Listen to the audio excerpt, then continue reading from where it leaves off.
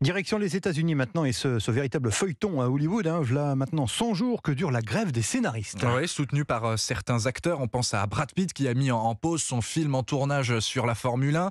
Les auteurs qui réclament des meilleures conditions de travail et des garanties sur l'utilisation future de l'intelligence artificielle qui menace leur métier selon eux.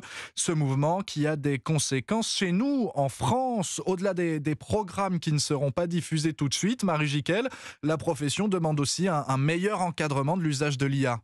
Des centaines de productions retardées côté série Stranger Things ou Emily in Paris, mais aussi des blockbusters comme Avatar 3 décalé d'1 an ou Gladiator 2. Des films très attendus aussi par les salles de cinéma françaises. Et cela pourrait s'enliser selon Radou Mieleanu, cinéaste et vice-président de l'ARP, la Société des auteurs, réalisateurs et producteurs. Il va se prolonger et va contaminer plein de pays dans le monde. La France, nous on se pose la question depuis longtemps. L'Italie, je vois qu'elle se réveille aussi. Le Portugal s'est réveillé, la Corée, qui est un grand pays de l'audiovisuel et du cinéma, est en train de se réveiller aussi. Une grève américaine soutenue ici en France. La production cinématographique s'inquiète aussi quant à l'utilisation de l'intelligence artificielle. Par exemple, des doublages des voix sont des voix virtuelles. On sait très bien qu'aujourd'hui, on peut reproduire des visages humains et bientôt, ils vont le demander à une autre application, ChatGPT, de nous remplacer au niveau de l'inventivité, sachant que l'IA ne reproduit que du passé. Cette paralysie d'Hollywood devrait aussi bouleverser les tapis rouges des festivals de cinéma cet automne,